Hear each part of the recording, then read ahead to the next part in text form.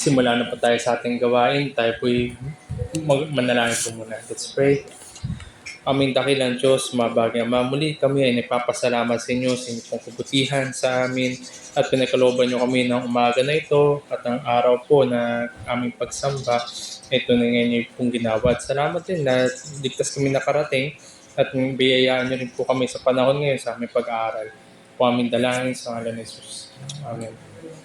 Okay po, bago po tayo tumuloy sa ating lesson, umawit po muna tayo na isang himno upang mahimok tayo na makita natin na tunay ang kaligtasan ay magpawalang hanggang dahil tayo ay nasa kamay ng ating mabuting Diyos. So let us sing Leaning on the Everlasting Arms.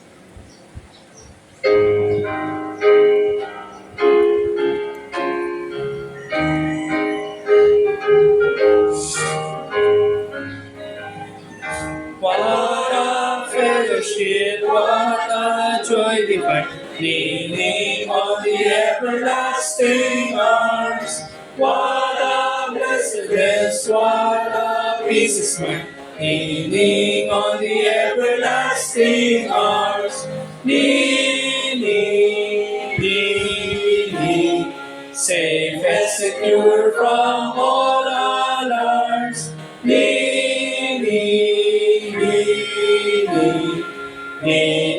on the everlasting arms.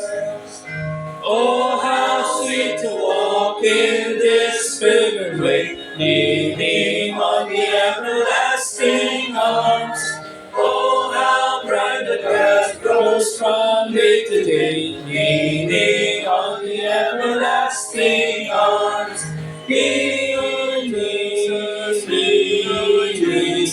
Safe and secure from all alarms. Leaning on the everlasting arms. What have I to dread? What have I to fear? Leaning on the everlasting arms.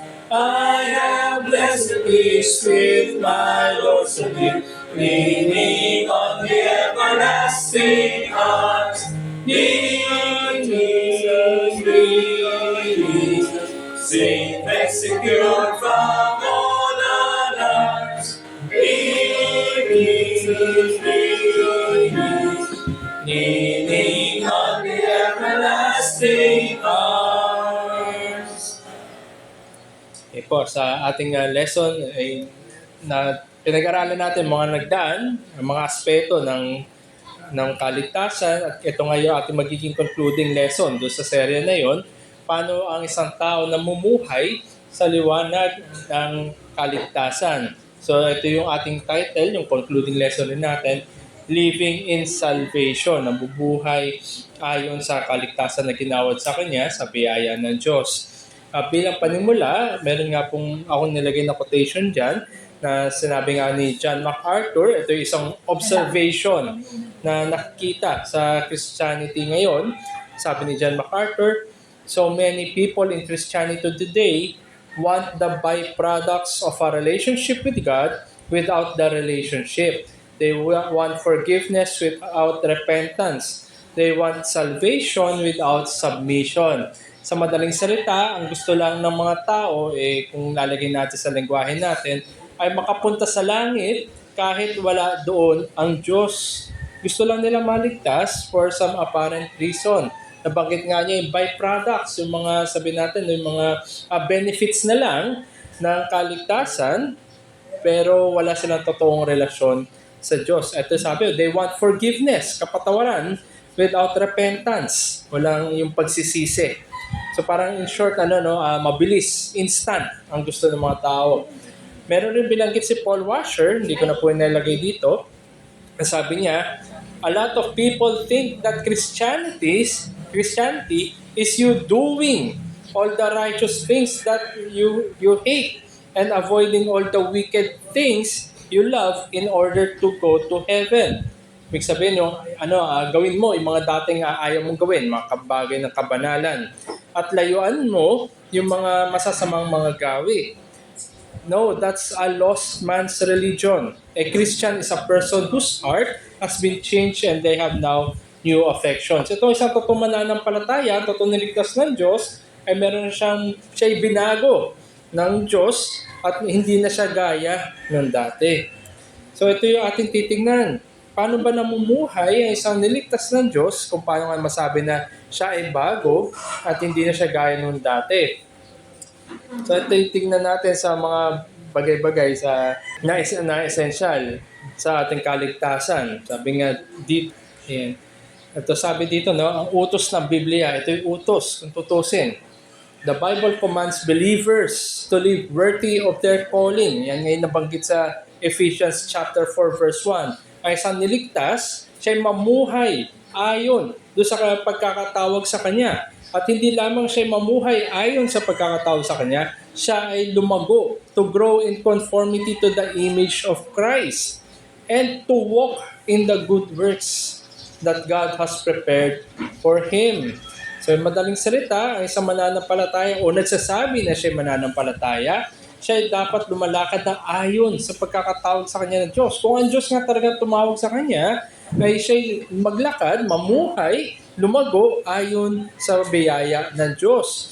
At ang tugon sa habag ng Diyos na iginawad sa Kanya, tayo ngayon, bilang nagsinasabi natin na tayo mananampalataya, we should present our lives to God as living sacrifices, holy and acceptable to Him. Yun nga yung sinabi sa Romans chapter 12, verses 1 and 2. Ito isang tugon. Dahil tayo tinawag, binago tayo, nagkaroon ngayon tayo ng positive na response sa Ebanghelyo ng Diyos, na tayo nagsisi sa ating kasalanan, tayo ay nagkaroon, binigyan tayo ng kaloob na pananampalataya sa Diyos, binago tayo drastically. Ibang-iba na tayo kumpara sa kung sino tayo bago tayo tawagin ng Diyos at tayo ngayon namumuhay ayon sa biyaya na iyan. Yan yung sabi sa Romans chapter 12 verses 1 and 2. Lahat yan ay tugon, lahat yan ay biyaya. Kaya tingnan natin ngayon kung ano ba itong klase ng pamumuhay na ito na ibang-iba kaysa dun sa kung paano tayo at sino tayo dati. At ito nga sabi natin, living in salvation, namumuhay ayon sa kaligtasan. Sa Cage Catechism, question 95, what are the outward and ordinary means whereby Christ communicates to us the benefits of redemption? Outward and ordinary, ibig sabihin yung panlabas, at yung ordinary, ibig sabihin ito ay available sa lahat. Hindi ito sabihin natin special na para sa ilan lamang. Kundi ito ay para sa lahat ng mga mananampalataya. Ano yung mga panlabas at yung mga available sa lahat?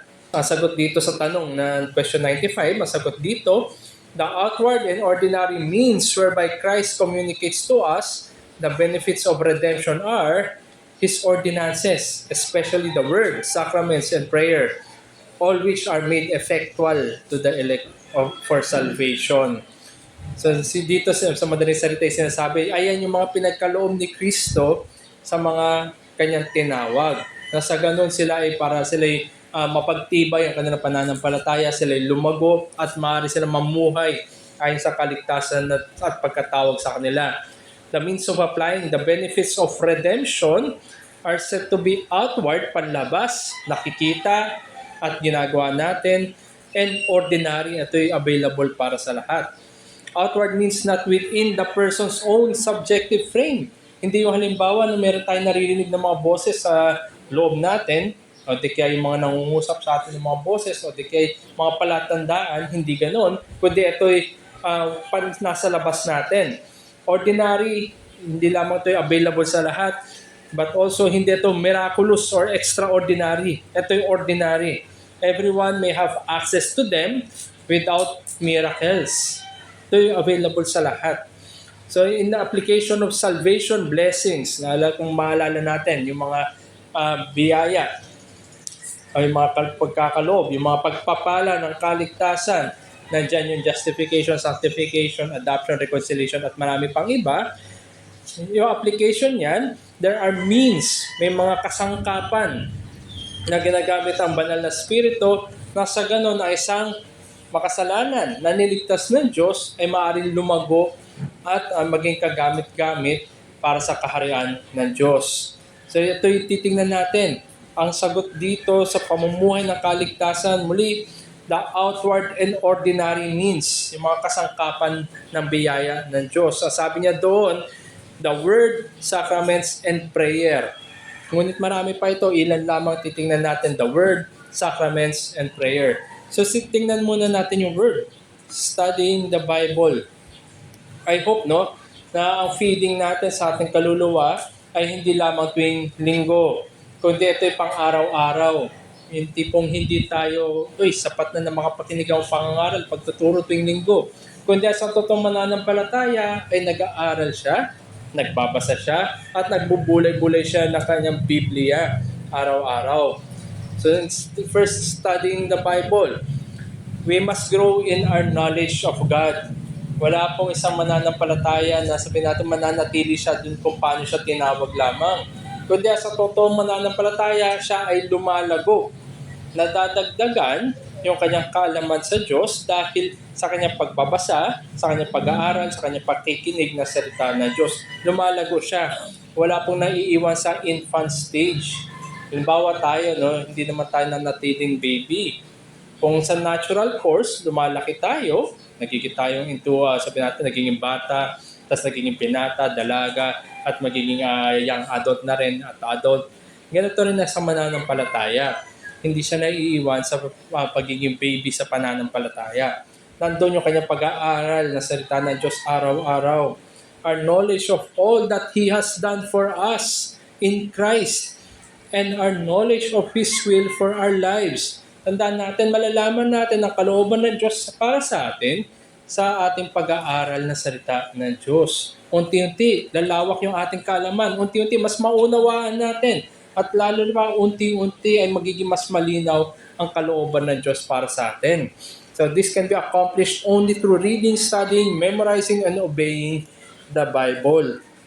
Kaya isang lesson sa atin, for this reason, we must be diligent to know the truths and apply them to our lives. Mahirap nga naman na malaman ang mga bagay-bagay kung hindi natin babasahin, hindi natin pag-aaralan, hindi natin i-apply. Kung sa eskwelahan, bilang estudyante, ikaw ay nakikinig sa iyong guro, pinag-aaralan mo rin yung mga lessons mo para magawa yung mga assignment mo, makapasa ka sa exam, at hopefully, ma-apply mo rin yan, yung mga natutunan mo pagdating na panahon sa iyong trabaho.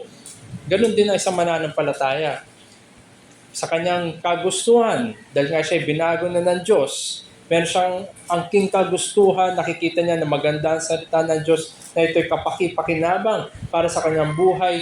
Nandun, lalo pa niya pag-aaralan ito, lalo pa niya babasahin ito, magiging part na system na kanyang buhay ito, pang araw-araw. Tandaan natin, sabi nga ng ating Panginoon, nung kanya siya'y tinem ni Satanas, sabi niya, man does not live by bread alone, but also by the word of God.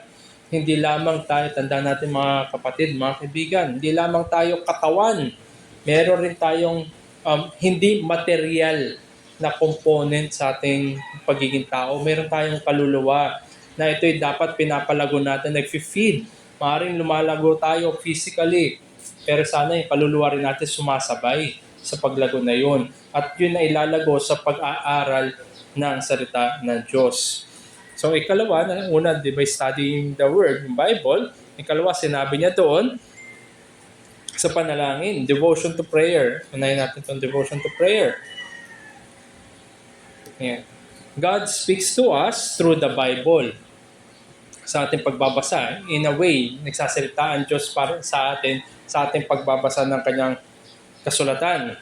And we speak to God through prayer. Sa ating mga panalangin, di ba, tinataas natin yung mga petisyon natin. Kaya, alam naman ng Diyos yung mga pangailangan natin. Pero kung tayo ngay binago, nakita natin na mahal natin, binago tayo, mahal natin ng Diyos. Meron ba tayong mahal na hindi natin kinakausap? Kundi, kung ikay talagang binago ng Diyos, makikita mo na mahal mo, meron kang pag-ibig sa Diyos dahil siya'y mabuti, niligtas ka, nakita mo kung sino ka sa harapan ng Diyos, the more na ikay mahihimok na kausapin siya sa pamamagitan ng panalangin. Kung minsan nga, di ba, tayo, may mga kaibigan siguro tayo na hindi natin madalas kausap. And much more, Diyos ang kakausapin natin. Much more na dapat ngayon mababad tayo sa panalangin. So we can do nothing by ourselves, but we can become fruitful by depending on God and making our needs known to Him in prayer. At alam niyo po ba, ang mga panalangin na ito ay hindi lamang para sa atin, kundi mas kailangan din ng mga kapatiran natin. Nagbe-benefit sila, and the same time nagbe-benefit rin tayo. Tinataas natin sa Diyos yung pangangailangan ng mga kapatiran, at ito rin ay sabihin natin part na sanctification natin. Nakikita rin dito kung gaano ba tayo pa-concern sa ating mga kapatiran. Ano ba yung pagmamalasakit natin? Hindi man natin ma-providean materially, pero tinataas natin siya spiritually. May mga limitations tayo, oo. Lalo pa naha-highlight yung dependency natin sa ating Diyos na siya lamang yung magbibigay ng provision at kung kanyang kalooban ay naway mangyari yung mga tinataas natin sa Kanya. The Bible abounds with teachings on the necessity of prayer, the benefits of prayer, and the promises of blessings for all who pray. Maaaring sabihin natin ng maraming panalangin, kagaya na lamang yung mga panalangin ni Apostol Pablo.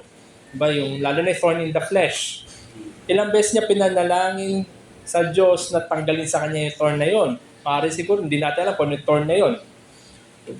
Maaaring siguro sa pananaw ni Apostol Pablo, yung makapaglingkod pa siya kung wala yung thorn na yon. Pero ang tugon ng Diyos, hindi niya tinanggal yung thorn na yon, sapagkat lalo nakita ni Pablo na sapat ang biyaya ng Diyos sa kanya, even with that thorn. So ganito rin yung ating mga panalangin. Maring tama lang, na ipanalangin natin na sabihin natin pagalingin, matanggal sabihin natin sa madilim na sitwasyon ang kaibigan, kapatiran na ito, naway makilala kanya. Pero kung hindi man ganun natugon ng Diyos sa atin sa mga panalangin natin, tandaan natin ang Diyos pa rin. Siya ay yung nakakita ng sabihin natin, naka-zoom out siya. Kung tayo naka-zoom in lang, ito lang nakikita natin, ang Diyos nakikita niya lahat. At ibibigay niya ang lahat ng mga mabubuti sa kanyang mga anak. Kasama na rin siguro kung sa kanyang kalooban, sa kanyang plano, na hindi tanggalin o hindi i-grant yung mga panalangin na yun. But ultimately, ang kabutihan ang bibigay niya sa kanyang mga anak. Kaya isang lesson sa atin sa panalangin, for this reason, we should devote ourselves to prayer and never lose heart. Hindi tayo manghinaan ng loob. Tandaan natin, ang Diyos ay tumutugon ng panalangin sa kanyang kapanahunan at sa kanyang kaparaanan ayon sa kanyang kalooban. So nandun, we can depend on God. Na maaaring ito lang nakikita ko, pero kayo po ang may alam. At kami ay lumalapit sa inyo sa panalangin sapagkat hindi namin kaya. Kayo ang Diyos na mabuti, kayo ang Diyos na nagbibigay ng katiyakan at mga pangako, kayo rin po ang Diyos na nagpapatupad ng inyong plano at layunin. Prayer is communicating and conversing with God. It includes worship. Nawa sana, sa mga panalangin natin, hindi yung, Panginoon, bigyan mo ko ng ganyan, bigyan mo ko ng ganyan. Kundi nandun yung ating postura ng pagsamba dahil tayo lumalapit sa Diyos kung sino siya, sino tayo, at yung kanyang ginawa para sa atin. Nandun yung worship, nandun yung praise, nandun yung giving thanks sa kalamang mga request natin. Unahin natin yung pagdakila sa ating Panginoon kahit sa panalangin, pasalamatan natin siya dahil tunay ngayon napakarami. Kulang yung mga salita natin kung tutusin para magbigay ng papuri at pasasalamat sa Kanya. Ngunit unahin natin mga bagay na yan bago natin ilapit yung request natin. Tandaan natin, alam ng Diyos yung pangangailangan natin, alam ng Diyos yung mga itataas natin sa Kanya. Let us start by worshiping our Lord. And requesting God's will might be accomplished in our lives, our families, our church, and the world. So ito yung mga sangkap ng panalangin, but inuunat natin parati kasama dyan yung pagsamba. Na number 3 na binigay yung sa mga outward and ordinary na means para lumago ang isang mananampalataya. Thirdly is the public identification with Christ through baptism. And Ang lahat ng mga mananampalataya ay tunay nga na niligtas ayon sa biyaya lamang ng Diyos na siya ay nagbigay ng biyaya ng pananampalataya. Kaya nga, faith is a gift. Hindi ito, sabi natin, ito'y hiwalay sa ibang mga pinagkaloob o kaloob ng Diyos sa isang tinubos sa makasalanan. Faith is nasa isa siyang category by himself. Hindi natin siya pinapatungan na ibang mga kaloob. Yan ay kaloob na mula sa Diyos, sa kanyang mga kinahabagan, na sa ganun ay sila ay binago at ngayon nakapag-express sila ng kanilang pananampalataya. Bagamat yan ay totoo yung mga bagay na yan na binigyan ka ng pananampalataya upang ikay makasamba, sumampalataya kay Kristo, pero may utos ang ating Panginoon. Christ commands that those who believe to publicly identify with Him and His people through baptism. Gagawa lang man po ako ng paglilinaw. Hindi po nagliligtas ang pagpabautismo. Kahit po bautismohan ka araw-araw, linggo-linggo, hindi po yan nagliligtas. Kundi yan ay tugon sa kaligtasan na ginawad sa iyo.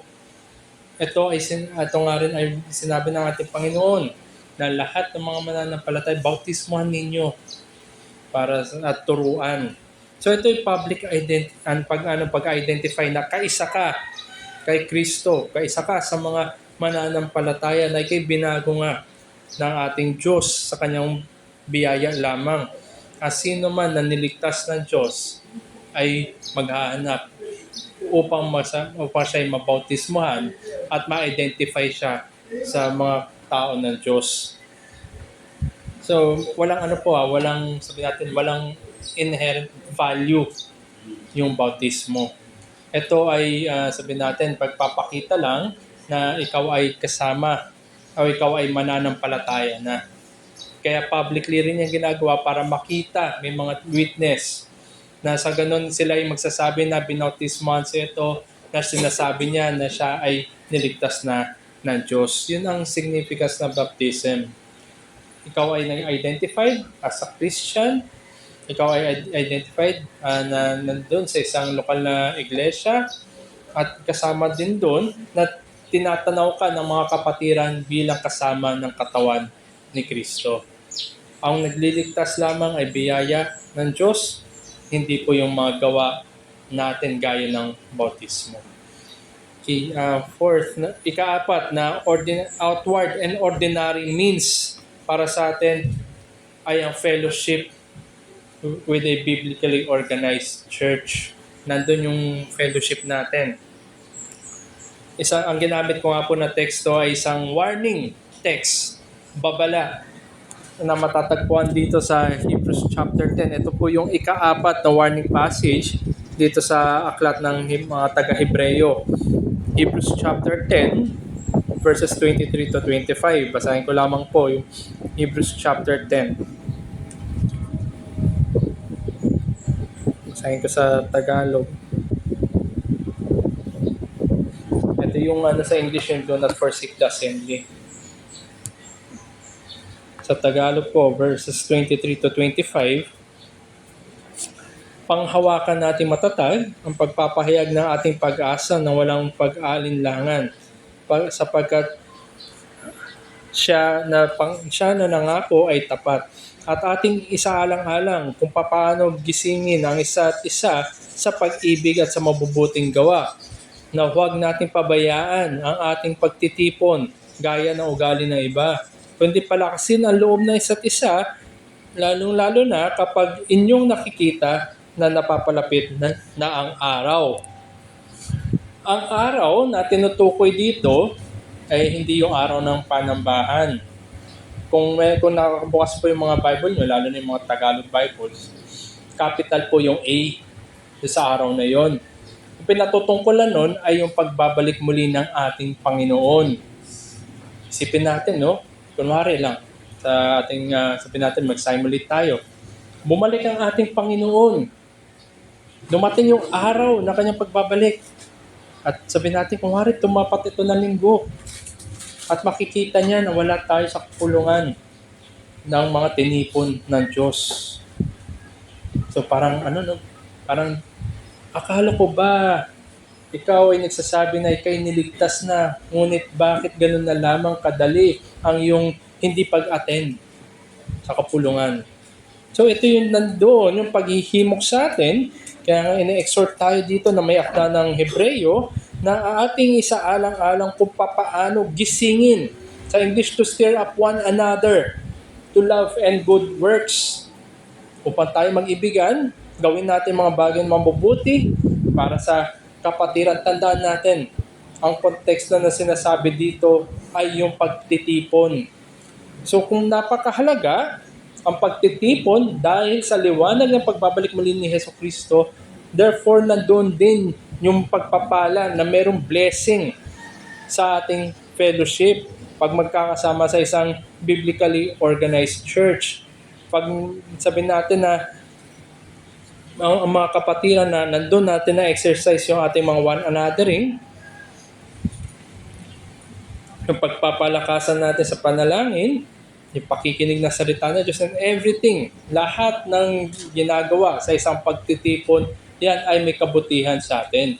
At yan din ay isa sa sabihin natin magagamit na hindi naman ayong sabing metric, kundi ito yung ginagamit bilang sabihin natin na pagtitimbang sa atin kung tayo nga ba'y totoong niligtas. Sapagkat tayo sa totoong niligtas, nandun yung kanyang longing na magkaroon ng fellowship sa mga kapatiran. Kaya sabi niya doon sa verse 23, panghawakan nating matatag ang pagpapahayag ng ating pag-asa.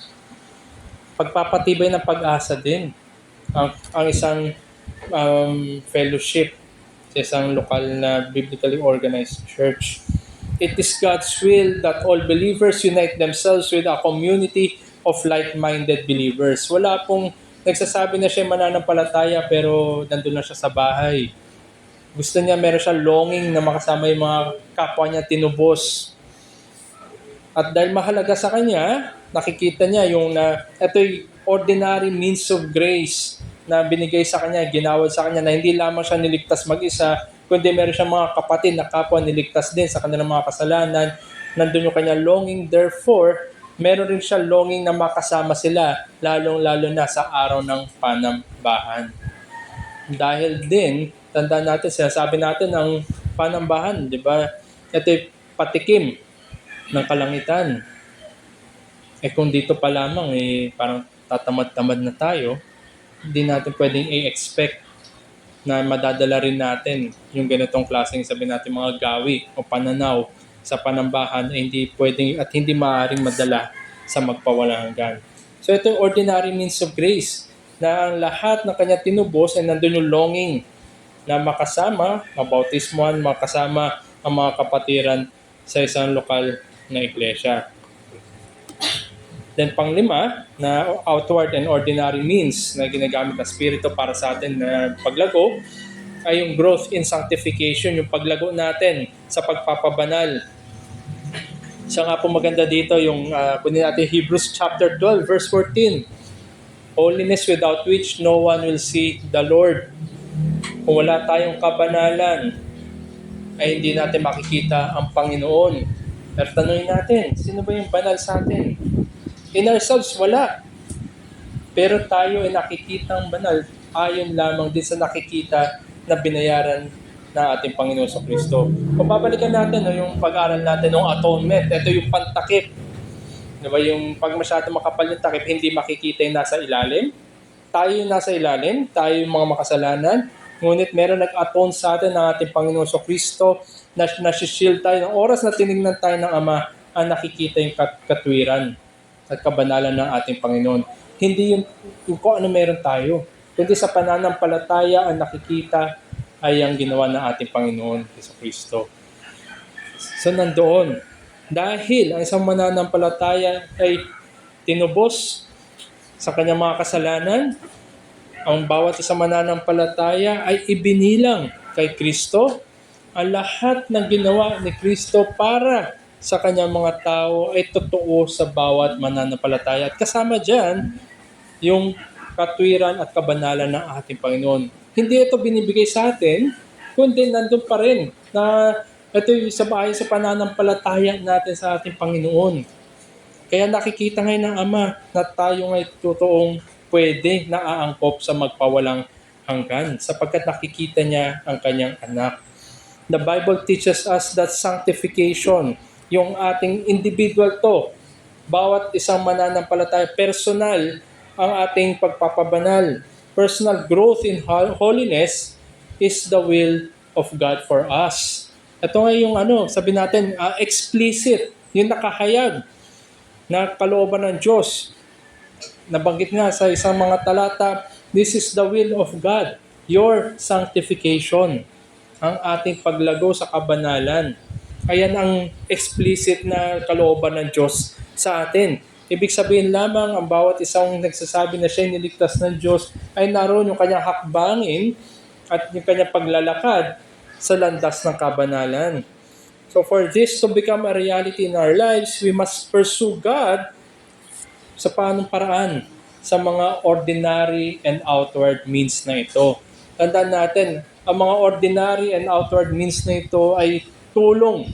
Pinagkaloob ito sa atin bilang pagpapala na available para sa atin upang kunin natin. Pagbabasa ng salita ng Diyos, panalangin, fellowship sa mga godly believers, at paglayo sa mga makasalanang gawain. Sapagkat, tandaan natin, napakadaling mag-contaminate ng isang kasalanan. Halimbawa na lamang, meron tayong, sabi natin, purified drinking water. Kawari, yung nakalagay doon. Maglagay ka lang ng isang patak ng lason, malalason yung kung sino man inom dyan. So, ganun to rin yung kasalanan. Sa oras na hindi tayo naging maingat, papatibay ang ating pananampalataya kung gagamitin natin ang mga outward and ordinary means na ito, mailalayo tayo at tayo mismo magkaroon tayo ng conviction na lumayo sa mga makasalanang gawain.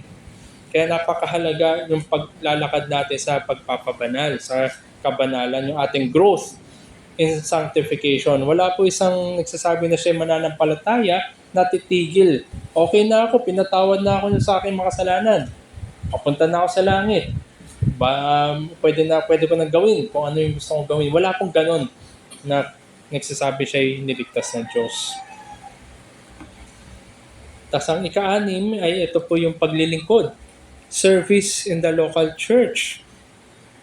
Sa isang biblically organized church, nandun yung paglilingkod. Alalahanin natin na ang pagtuturo po ng Biblia, ang bawat isang mananampalataya ay kabilang siya sa isang iglesia. Kaya tawag niya nga rin, ginamit rin ni Pedro, ang isa na pinapatungkulan niya, iglesia, at ang katipunan ng mga mananampalataya ay royal priesthood. So each one has been given spiritual gifts. Ang bawat isang tinubos ng Diyos ay pinagkalooban ng banal na spirito. Yung spiritual gift na yan, ano man yan, halimbawa sa pagtuturo, sabi natin sa pakikipag-usap, o di kaya sabi natin, yung iba talagang pinagkalooban, sabi natin, manghimok, mang-encourage, magbigay ng comfort sa kapatiran. So itong mga bagay-bagay na ito, iba-iba yung pinagkaloob ng banal na spirito sa bawat isa, ito'y kanyang gagamitin upang ipagtibay, to build up yung iglesia na kung saan siya dinala ng Diyos. So we should not merely join a biblical church. We must also serve in that church according to our abilities. Kaya masabi natin, di ba, meron isang parabola na binigay ang ating Panginoon. Meron kang liwanag, pero tinakpan mo. Ano silbi ng liwanag na ito kung hindi naman makikita ng iba? Kung ganun din ang kaloob ng banal na spirito, kay pinagkalooban, kung hindi mo gagamitin para sa benefit na iba, ano silbi ng kalooban na ito? At ganun din ang paghihimok sa mga nangunguna sa atin, na dapat ngayon maihanda at makita rin, ma-recognize din na bawat isa na itong si kapatid na ito'y pinagkalooban ng ganitong klaseng gift.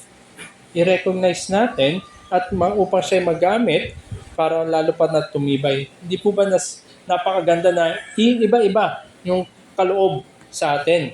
Sabi natin, hindi lahat mahusay kumanta. Diba? May mga ganyan talaga.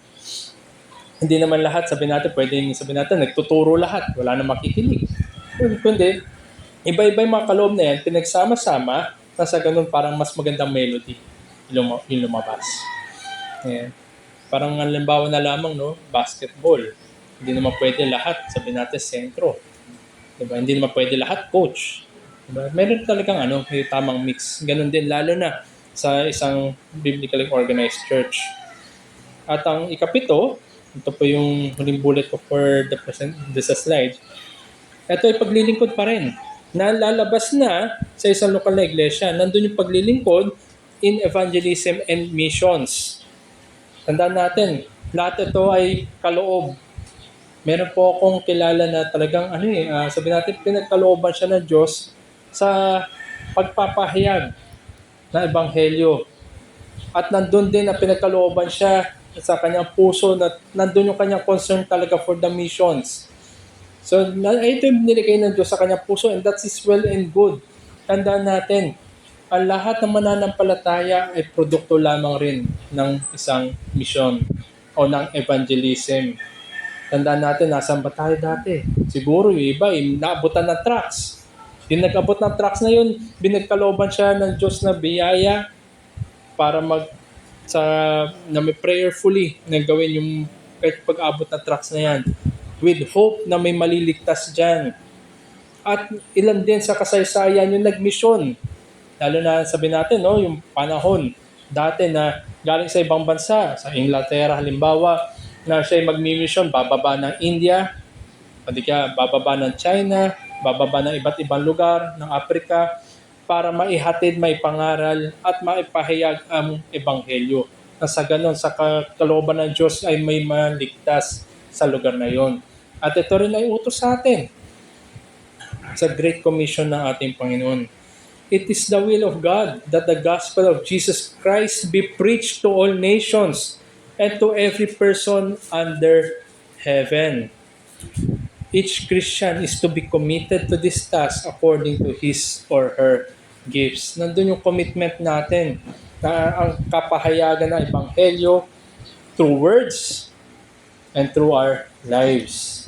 Kaya yung ating pinag-aaralan, di ba, sa ating mga pangangaral sa 1 Thessalonians, na kung saan nakita nila, hindi lamang sa salita, kundi pati sa pamumuhay.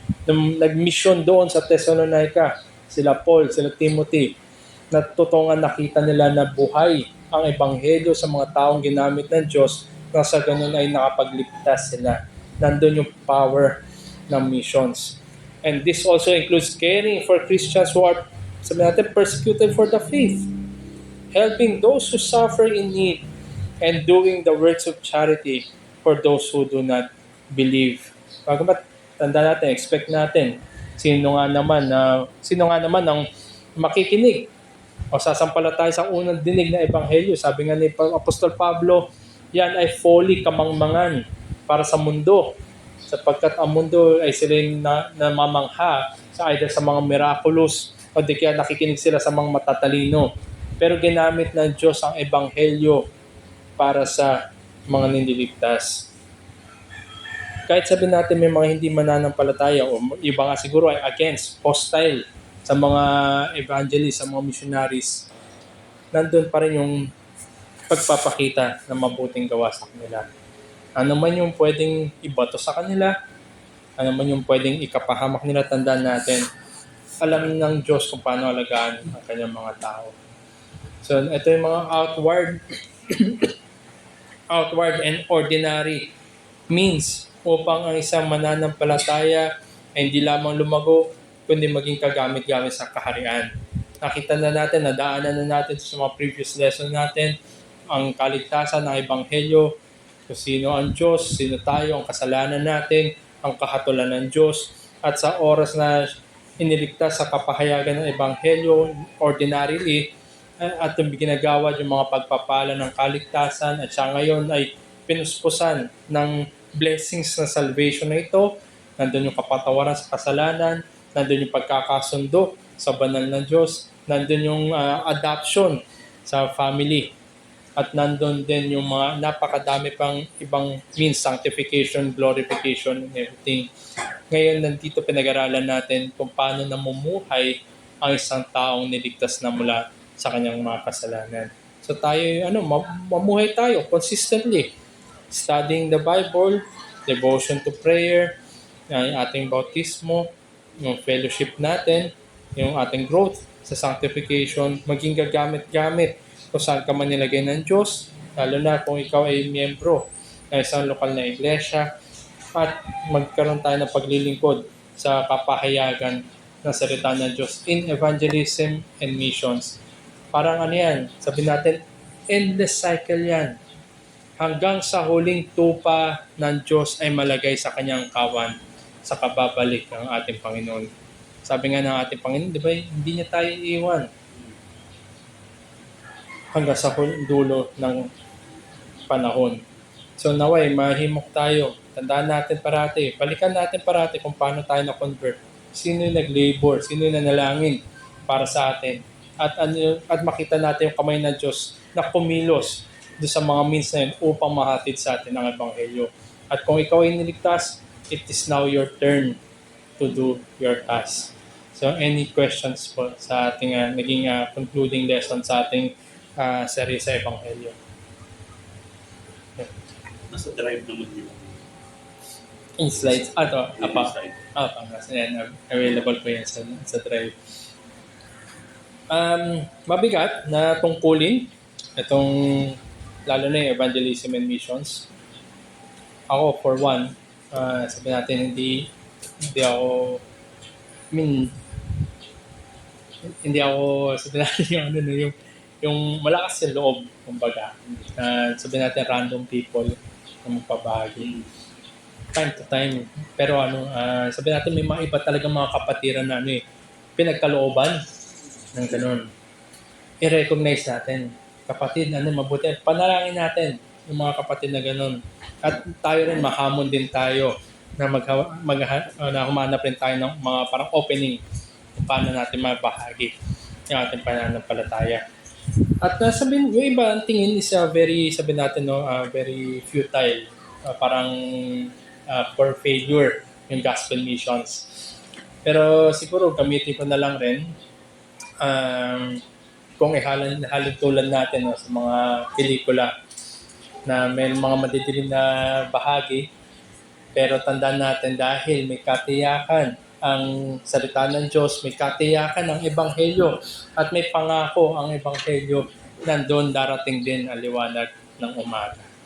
So hindi baliwala ang mga gawain na ito sapagkat na ang Diyos ay sumasama sa lahat ng kanyang gawain. Tandaan natin, ito ay para sa kanyang kaharian at hindi para sa ating mga personal na kaluwalhatian. So God knows at He will share His glory to no other. At siya ay nagliligtas at ginagamit lamang rin tayo mga kasangkapan lamang rin sa kanyang kamay para sa kanyang kaharian. So talaga very positive dapat yung tingin natin sa Ebanghelyo. Okay, sige po, kung wala pong katanay, sige. Nabanggit po kanina na yung pagbabautismo ay hindi nakapagligtas. Mm-hmm. Maaari po bang isang mananampalataya na self-confess na mananampalataya na umaattend ng church ay content na po sa gano'n na hindi na po siya, wala na po siya, parang hindi po siya papabautismo. Tanong po, kung meron isang, sabi natin, self-profess na siya Kristiyano na umaattend sa isang lokal na iglesia, na okay na siya sa gano'n, hindi na siya magpapabaptize, na hindi na siya babautismo. For one, yan ay sabi natin against sa utos ng ating Panginoon. Na kung ang lahat ng mananampalataya, kung sila yung mga binago ng Diyos, ay magpabautismo sa pangalan ng triune God natin, ng pangalan ng Ama, pangalan ng Anak, pangalan ng Banal na Espiritu. So nandun yung utos. So kung siya makukontent na lamang at hindi siya magpapabaptize, so hindi siya sumusunod sa utos na yon. Tapos ang lahat ng mananampalataya, nandun yung kanilang kagustuhan na maging miyembro na isang lokal na iglesia at kaakibat doon yung pagbabautismo para ma-identify siya bilang kabahagi ng isang katawan. So nandun, I believe, siguro pag may mga ganun na circumstances, kailangan lang maturuan para sabi natin ma-convict or ma-persuade siya na makita niya yung kagandahan ng bautismo. Walang value in of itself, Walang value yun, pero yun ay pagpapakilala din na ikaw ay kabahagi ng katawan. Ayan. Nanak lang. Ayan. Okay. Ay, sige po, Kuya Mario. Yung pong sabi sa church, paano po yung proseso kung paano po maging member? Tuloy ng member. Okay. Ang tanong ni Kuya Mario, paano yung proseso para maging miyembro na isang local church? Okay. So, doon sa tanong po yan, necessity, ito yung mga requirements, kumbaga. Number one, meron local church. Tapos number two, for sure, dapat matagal, sabi natin, nag-a-attend sa local church na yon upang makilala ka rin, lalo na ng mga member ng local church na yon. Makita din yung sa kanilang pagkakilala sa'yo or yung makilala ka nila, diba, kung sino kayo, mga parang kwentong buhay, kung paano ka binago ng Diyos, at makikita rin nila yung bunga. Tapos meron siyang case to case yung mga church kung paano yung kanilang membership application. Pero ang common denominator sa lahat ng mga membership application is nandun nandun syempre kung paano ka na-convert at yung bunga ng iyong conversion. Para sa ganun ay makita nila na itong kapatid na ganito ay dinadagdag sa ating iglesia, na siya ay ganito dati, ngunit sa biyaya ng Diyos ay siya binago at ganito na siya ngayon. At sa kabutihan ng Diyos ay dinako niya ito si kapatid na ganito sa ating lugar, sa ating sa church na yon, na ipapangalaga doon sa pastor na yon at dinadagdag siya sa katawan. So nandun yung application, nandun yung sabi natin, yung mga interviews para makilala. Tapos nandun din yung sabi natin, may mga observation period.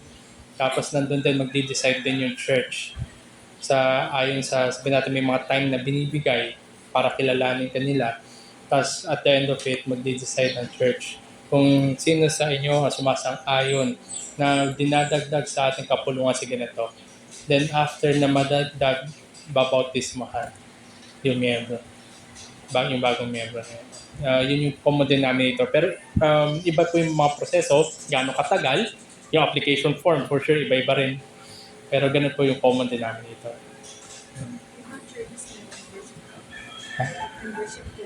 Apo.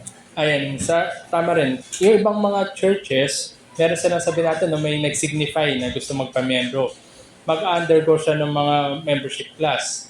Kasi kailangan rin niya maunawaan yung mga basics. Saka kung paano yung mamuhay sa isang lokal na iglesia. At nandun din, syempre, kada church meron sila sarili nilang constitution para ma-orient siya doon. Para makita rin niya kung ano yung pinapasok niya.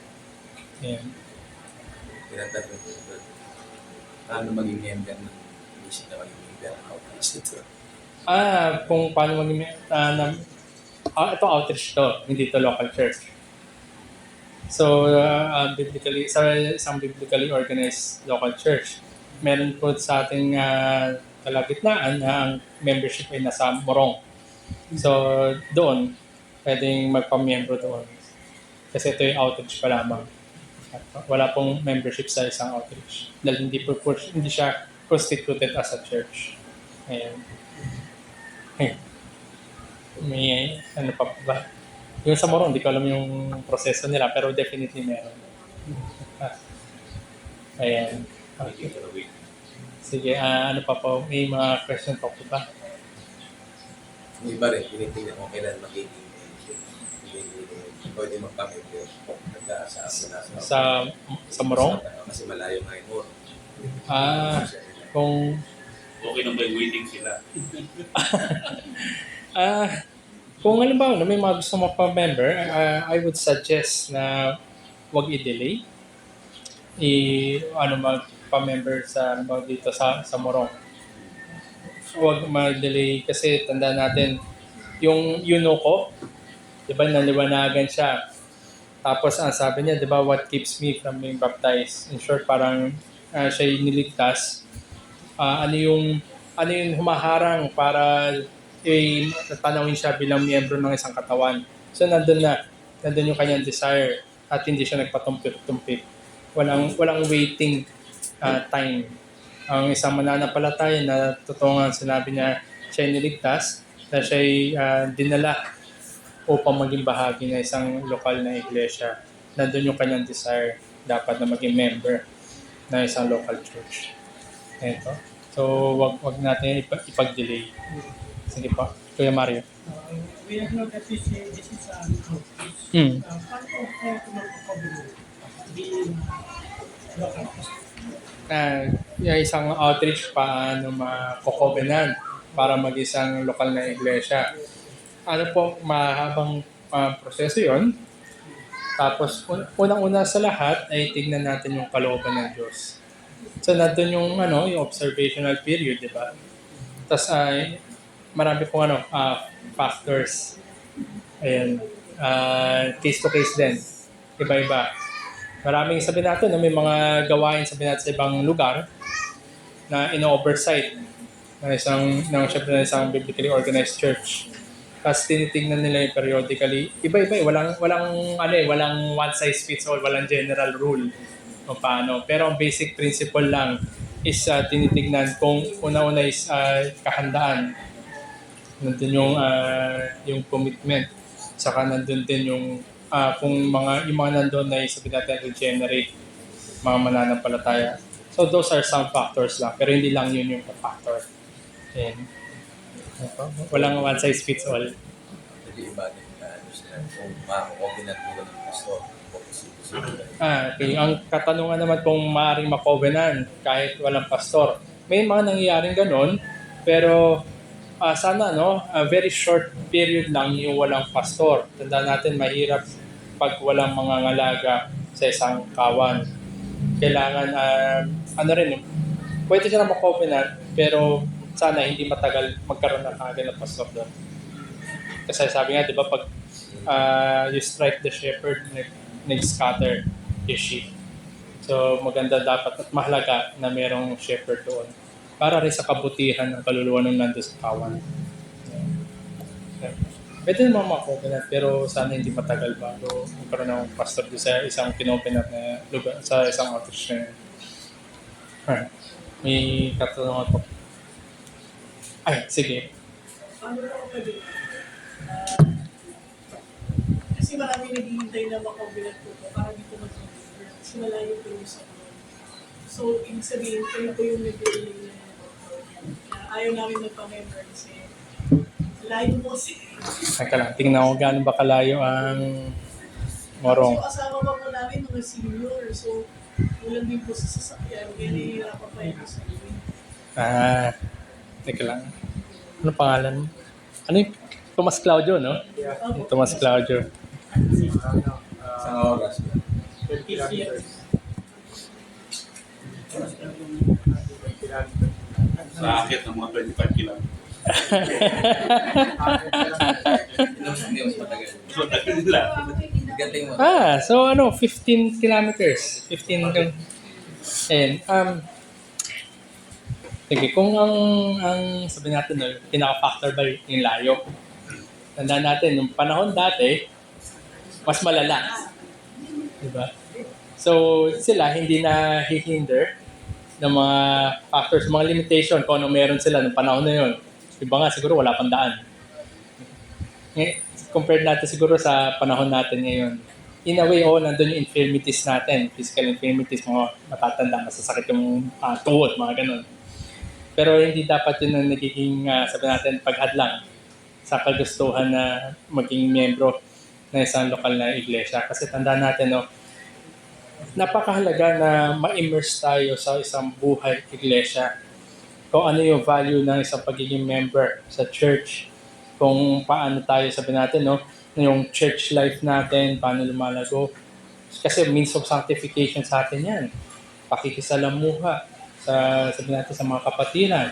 May mga probidensya na nangyayari na maaaring mahamon tayo. So, saka yung paglago sa pakikinig na salita ng Diyos. So, ito yung mga bagay, mga dynamics na napakalaga na hindi dapat na miss out na isang nagsasabi siya ay mananampalataya. Yan ay nando sa taas. above yan kaysa doon sa mga, sabi natin, naghihinder sa kanya. Although factor talaga yon, layo, saka yung mga ganyan. Pero may mas mataas na sabi natin na ulterior motive yung kanyang kapanalan. Ayun. So, ayun yung masasabi ko to sa issue na yan, although factor yan, pero hindi sana yan maging hindrance sa atin. Yan, tapos, isa rin siguro na pwede natin isipin parate. Sa pagpili ng lokal na iglesia, huwag natin piliin yung pinakamalapit. Kundi, ang pipiliin natin kung saan iglesia na aside na tayo lalago, kundi nandun yung kanyang pagtuturo na malapit sa Biblia. Dahil tandaan natin yung mga practices, it would only follow yung truths na tinuturo. So kung wag mong piliin yung pinakamalapit geographically, piliin mo yung pinakamalapit theologically. Nasa ganun yung practice natin or yung mga ma-acquire natin, matututunan natin na practice ay yung pinakamalapit sa katuruan ng Biblia. At kung ganun, ikaw rin ay lalong malilalapit sa Diyos. Yan. So wag natin piliin yung pinakamalapit geographically. Yan. Parang pagpili lang na school, di ba? Ay, tika, sige ba? Tapos ka lang. Parang pagpili natin na school kung saan tayo papasok, sana hindi natin pipiliin yung pinakamalapit lang sa bahay. Di ba? Kundi kung ano yung gusto natin kunin, ano yung gusto natin tahakin, yun yung pipiliin natin. At kung saan sabihin natin na factor din sa institution yung mag-i-ready ako for that field, yung training na makukuha ko upang maging kagamit-gamit. Sige, teka, nauna po siya.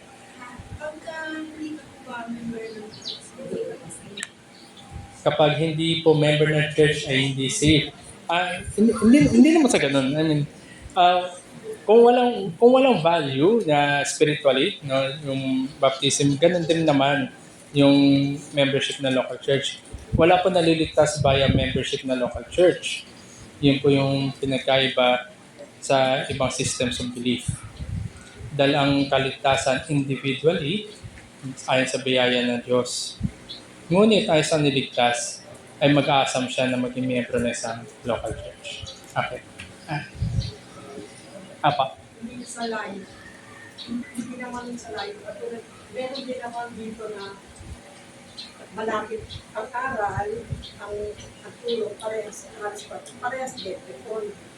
Diba, sa Bible, diba, kaya, siyempre nandito ka na, dito na nagamit. Pero parang hindi naman, parang ano naman na, pwede ka naman magpag-member sa Bible, o malapit, pwede ka naman dito matin. Kaya hindi nagagawang magpa-member sa panalo, sa buo.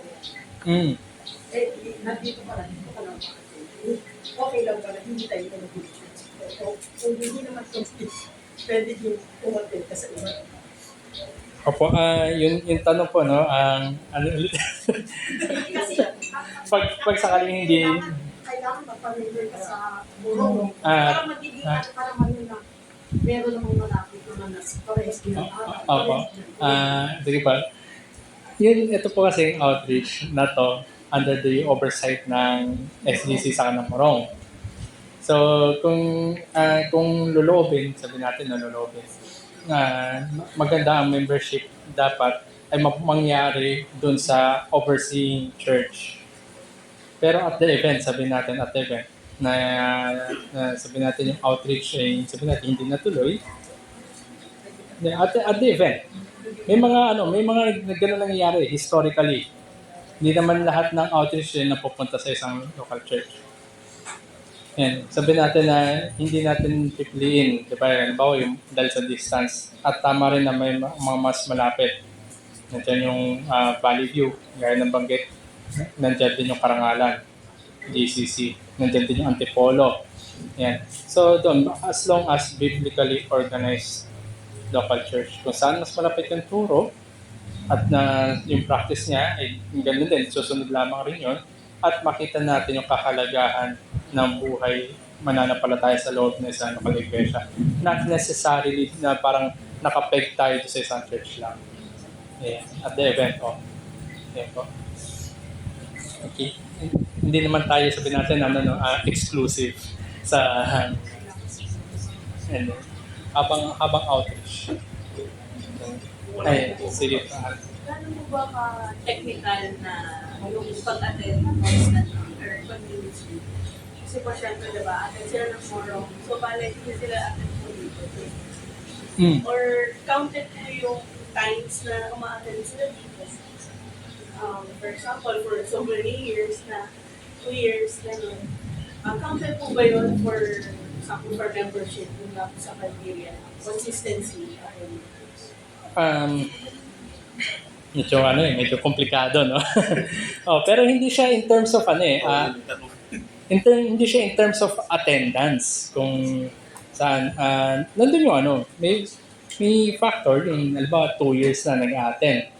Diba? May factor yun. The more na dapat nga nakilala. Dahil 2 years, ang tagal nun. Nakilala na dapat.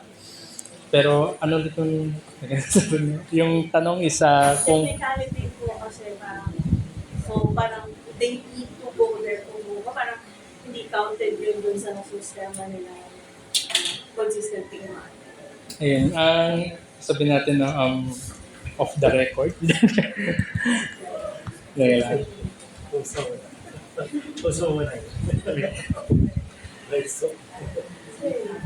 nasa na yun. Like them po, ilang years na silang umaten